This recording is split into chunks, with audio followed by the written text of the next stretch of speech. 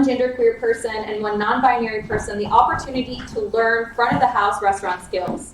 In her spare time, she loves to read books, write poetry, and spend time with friends. And one day she hopes to be the author of her own autobiography. And she's joined in this video by another amazing advocate named Jacendria, who just took over as the director for Collective Action for Safe Spaces.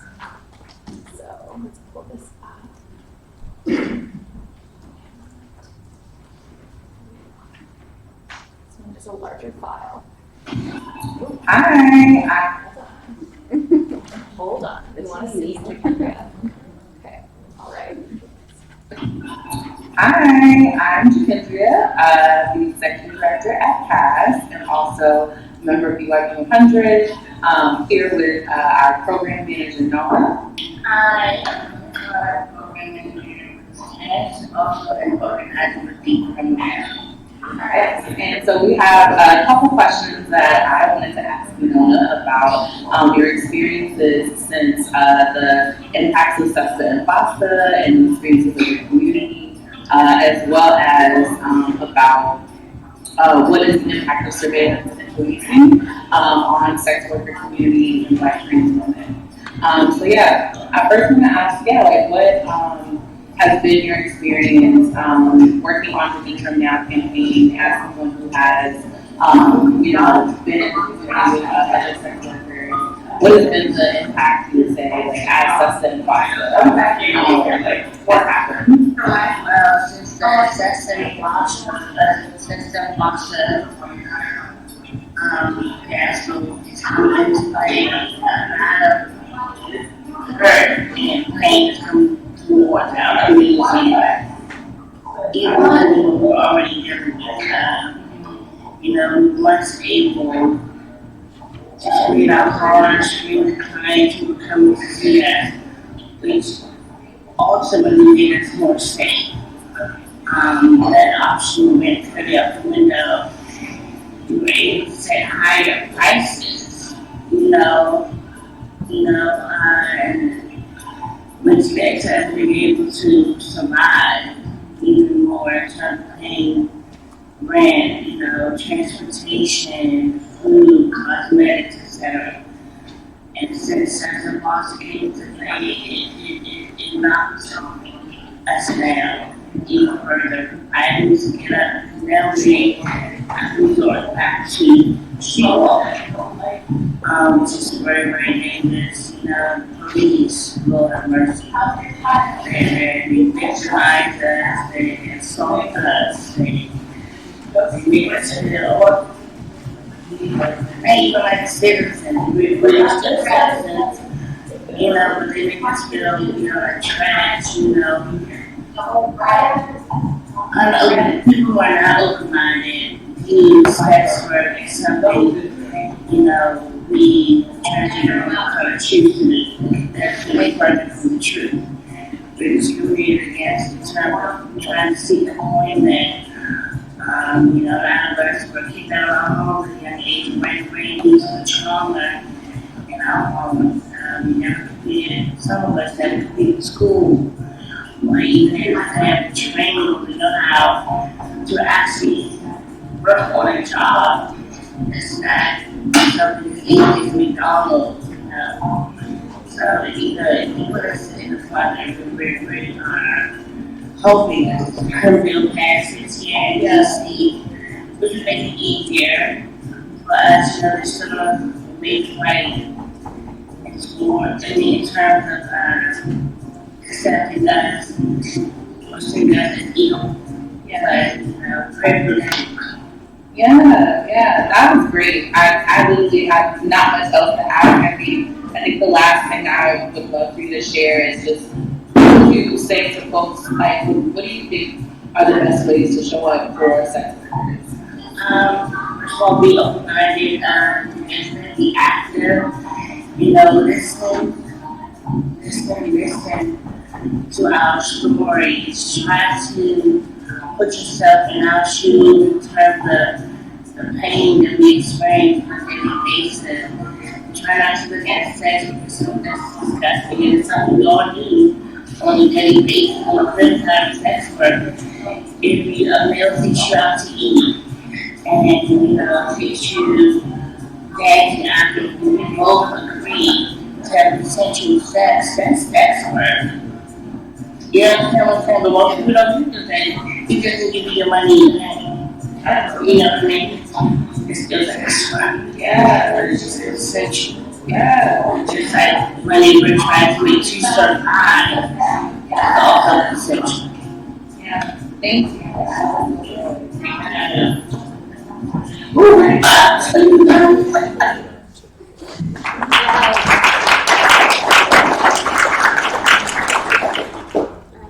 I have 2 more videos that I want to bring into this space. Let's see here. Take this one all the way back.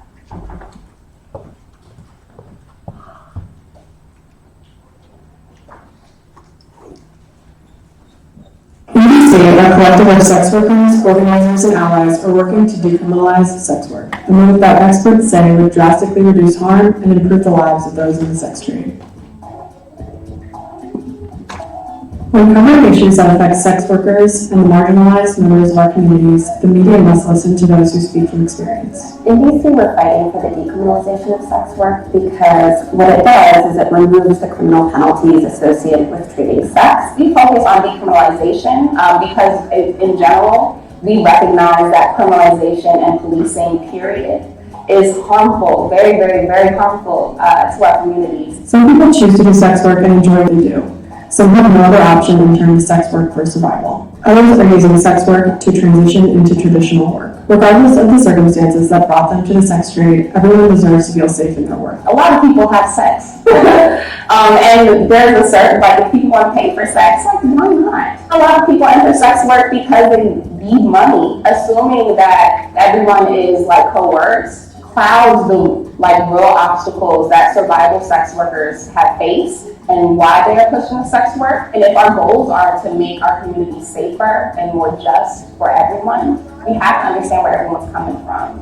And we have to take this nuanced approach. This nuanced approach requires recognizing that, especially for Black and brown trans women, sex work is often the only option. 48% of DC business owners are going to hire a cisgender woman, period. Black and brown people, as well as queer and trans, non-binary people, are often marginalized when trying to access employment, healthcare, housing. It doesn't matter that I have a college degree, they're looking at you as being a distraction instead of someone qualified to do a job. I was never given a chance, even from the beginning. I was never given a chance because when I, as a Black trans woman, walk into an establishment and want to be productive and seek employment and stuff like that, then a lot of times people will discriminate against us and not want to give us a chance. Most transgenders want.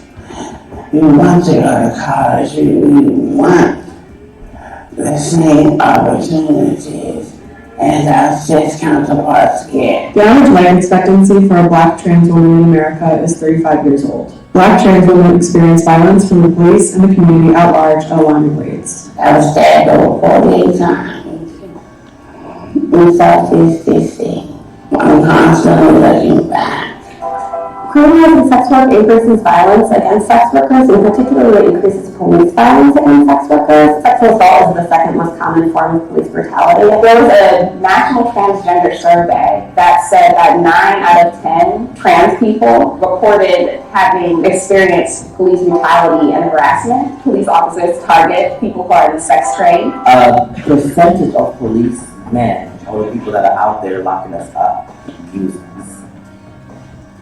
Now look at that. I've been picked up by a police officer before, and I've been told that, if you give me this or you want to jail. Police officers argue that they have the right to have sex with sex workers as evidence of a crime. So they sexually assault sex workers in order to arrest them. So I had been raped, but never did I go and tell a police officer that I was raped because of the simple fact that it was a trick that raped me. When sex workers are criminalized, they are unable to report abuses because they remain at risk of arrest. And when sex workers experience violence at the hands of their clients, they have nowhere to turn. Criminalization reinforces the barriers already in place for many Black and brown women. The problems in my life that led up to my criminal history all started because I had no other choice but to go out and prostitute. You know, I wasn't up, and then later on back out to the street, they back to point A. So now where do they go? They turn back to those stores doors, go back to those streets. If you're already living from pillar to post, or you're living in a hotel room, you lose everything. When you decriminalize, you need to take away the criminal penalties that came because of sex work. It keeps people from transitioning from the sex industry to a traditional job. You make me a criminal for survival. And then now that I'm a criminal, I can't get a job. But in the first place, I couldn't get a job because I was me. The system has set them up to fail. This includes those who are trafficked. Trafficking victims are more often than not marginalized people. It's usually foster youth who's experiencing homelessness. It's usually youth who have been kicked out by their families because of rejection over their queer or trans identities, or kids who have experienced violence in the home, either sexual abuse or physical abuse by parents or caregivers. So that was actually my experience. When I was 15, I was on the street, and the only people who were going to take me in were people who wanted to have sex with me. Because the problem was homelessness. The problem was vulnerability. But nobody wants to talk about that or talk about solutions for that problem. It's always like, well, let's rescue trafficking victims with no conversation about what happens next. And because consenting sex workers are criminalized, they do not feel safe to guide trafficking victims to safety. If we change the system from the current way it is and decriminalize, we'll be better suited to help to guide the police and whatever other core agencies needed be to help to transition them from being trafficked into whatever position they choose to be. Sex workers are the ones who are most likely to be trafficked, and therefore most likely to know who in the sex trade doesn't want to be there and then could be a resource. In 2003, New Zealand fully decriminalized sex work. The law was written in collaboration with sex workers and advocates. Sex workers know that legalization creates a two-tiered system where only a privileged class is able to afford to legally participate in sex work. Under decriminalization, sex workers are allowed accountable bosses, collective working, and workers' rights. They can refuse a claim at any time and won't fear retaliation from abusive law enforcement officials. Legalization is a completely different thing and could actually be harmful from those sex workers at the margins. So particularly people experiencing homelessness wouldn't be able to meet the regulations or meet any requirements set by regulations. It's important not to erase the experiences of those doing sex work simply because they enjoy what they do. Those folks are deserving of the same protections. It's just like saying, if I'm a good nigga, you know, and I'm at home, I meet all the time, but it's just my hobby. But then the next person that might be good at me and he just made it a hobby might be thinking that it's a good trade, a good job for them. You know what I mean? Because they can hit stuff all day and get paid. And so some people might feel that way about sex. It's all that. Because I'm having sex, it's a big problem.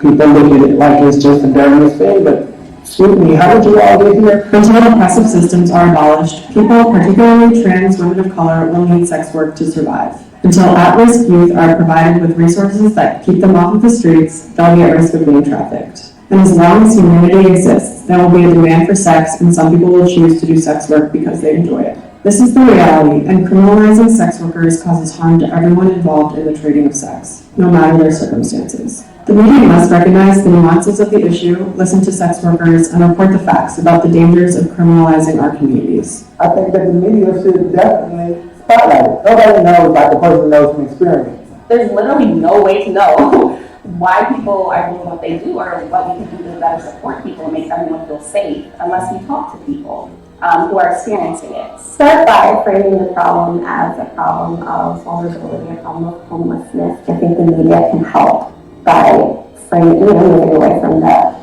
perfect victim narrative. The media doesn't have anybody to talk to but us.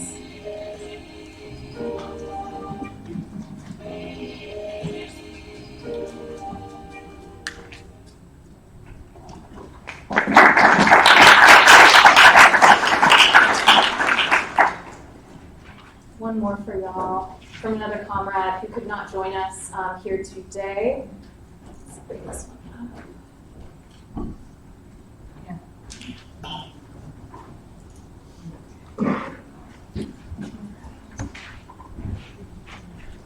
This is Yin Q. Their writing work has always been intertwined with their sadomasochism proclivities. They hold a BA from Barnard with a focus on writing, and her senior thesis was on the erotic taboo. And she also holds an MFA from the New School. Their writing can be found in various anthologies, online sites, and magazines. And the lists are on Yin's linked page, and we can provide that for y'all as well. Yin is currently working on a memoir of violence and magic, as well as the web series called Mercy Mistress. Yin is also a member of Red Canary Song. Hi, my name is Yin Q, and I go by she, her, they, them. I work with Red Canary Song as a core member, and am the founder and executive director of Kink Out. Red Canary Song is an Asian American sex worker and allies organization that advocates for decriminalization and protective policies, as well as provides resources, legal, health, and material resources to Asian migrant massage parlor workers in Flushing, Queens, with the hopes to serve workers nationwide in the future. Kink Out is an events and media production organization whose goal is to bring kink and sex working communities together for mutual aid, arts, and activism. So I want to speak about spaces and how sex working people are policed, disposed, and entrapped from both with brick and mortar and virtual space, and how that violates our very existence. I started in the kink and sex worker industry in the 1990s and witnessed the so-called cleanup of Times Square. In 1993, Giuliani passed zoning laws that decimated New York City's adult sex working hub, where peep shows, porn theaters, video arcades, and street workers would congregate for trade. As a central juncture for many subway lines, sex workers and their clientele had easy access to trading as well as the provision of safety at public transportation and like-minded neighboring routes from marginalized communities. Once the New York politicians drove these businesses and people away from the urban center with zoning laws, sex workers were forced to work in poorly serviced and dangerous outer edges of the city or riskily under radar. So the lives and livelihoods of trans, queer, and femme-identified workers, those who depend on sex work as a means of sustenance and survival, have been policed, violated, banned, and incarcerated throughout history, really. And sex workers were one of the first communities to create platforms of communication and commerce on the internet. The web, a free space, allowed workers to solicit and screen clientele from the safety of their quarters, as well as to create community of emotional support, skill sharing, resource gathering, and sharing dangerous client alerts, which is so important, so necessary for the individual's sense of well-being, as well as just a network of community of people who can care for one another. Our current government policies has now taken away these internet spaces by penalizing third-party platforms, censoring the web, and driving exploitative perpetrators further underground. This puts consensual adult sex workers and victims of abusive labor violations and trafficking further at risk of violence and incarceration. I would also say that this kind of censorship on the internet sends out a clear message to women, to queer, and to trans people, those who are not sex working, but whose bodies and expressions are being deleted from the web as well. This whole population is still being told that we don't have the same rights to bodily autonomy, to freedom of expression, and the right to make a living. In short, we don't have the same rights to survive and exist as men. Thank you.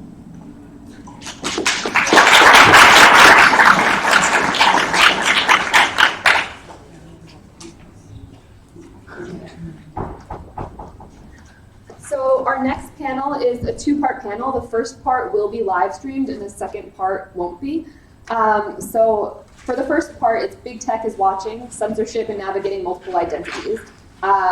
First up, we have Jessica Reed.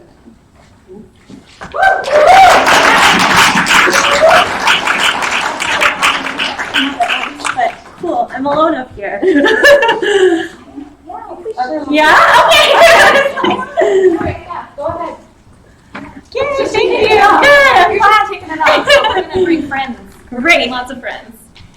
Yeah, so if you're part of this first part of the panel, come on down, y'all. Wonderful. That's hot, yeah. Groovy.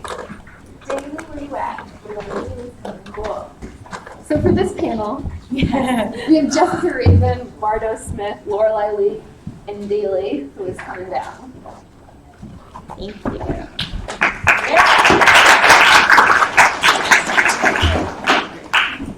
Hi, y'all. Is this on? Do I sound louder? Yeah? Try again. Hello? Hi? Thank you. There we go. Hi, y'all. I'm Jessica Raven. I use she, her pronouns. And you've already seen a lot of my comrades. So I organized with Decrim New York. And then previously was organizing with Decrim Now DC to decriminalize sex work in both of those cities. And I'm going to talk more later on about updates from those campaigns, but for this panel, I'm going to share a little bit about how we have navigated censorship in advocacy and how we've tried to get around it. How I think we've pretty successfully gotten around it in many ways. Beyond the fact that sex work itself is censored on Instagram, on social media, online, even if you use hashtags like sex work is work on Instagram, that is also shadow banned. You can't find advocacy around this issue if you're searching for it. And that has obviously created a lot of challenges as we're trying to reach more people and educate more people about this issue. And like the anti-trafficking movement has sort of a monopoly on the narrative. But we haven't only faced censorship online, but also like in real life spaces. And so we've been able to also use the internet to connect with other folks who many of whom are already following us. You know, like it kind of, because of the shadow banning sort of creates like an echo chamber where if you're already tuned in, if you already know who to follow, then you're getting a lot of information, and if not, then you're sort of missing out. But did I just do something? Yep. No, you're good. Okay, cool. So I wanted to share two anecdotes. One was actually before FOSTA and SESTA. How many of y'all remember the Missing DC Girls hashtag? Yep. Yeah. Yep. So that went viral in March of 2017, and you know, you start to see stories really quickly showing like 14 Black and Latinx DC girls have gone missing in one day. No one is outraged. No one is talking about it. And then very quickly, we had local groups, including Black Lives Matter, DC, and Law for Black Lives, putting out resources, encouraging people to call the police and encouraging people to have MPD add their child's name to an FBI missing person list. So even the people who you see, and now we see very much as allies in this advocacy against police brutality, specifically against sex workers, folks just didn't have a lot of information and were promoting criminalization of policing as a way to respond to this missing girls crisis. And I was watching all of this unfold as someone who, you know, as a teenager may have been referred to as a missing Latinx girl or a runaway. And I was like, I'm gonna stay quiet because I really, you know, I don't have enough information. I'm gonna see how this goes. Maybe it is that, you know, 14 people were snatched, and I just don't know. So then the response from like the DC mayor and the DC police chief was like, nothing to worry about, y'all. This is the same number of people that went missing last year. And So that didn't really ease anybody's concerns. But what they said was, they're not missing, they haven't been snatched, these are runaways. And then again, we saw backlash where people were like, especially local groups addressing police brutality and fighting for racial justice, were saying, no, we have to take this seriously. We still want to know and want the police to respond.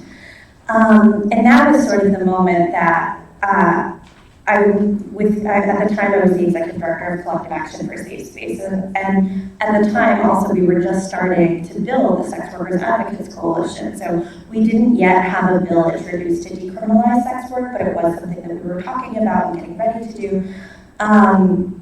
And so, at that time still too, sex worker advocacy is very much marginalized in every other movement space, less so now. But we were able to capitalize on the attention that this other hashtag had gotten to uplift data and uplift reality of, what is it that's happening to Black and Latinx young people who may or may not be running away.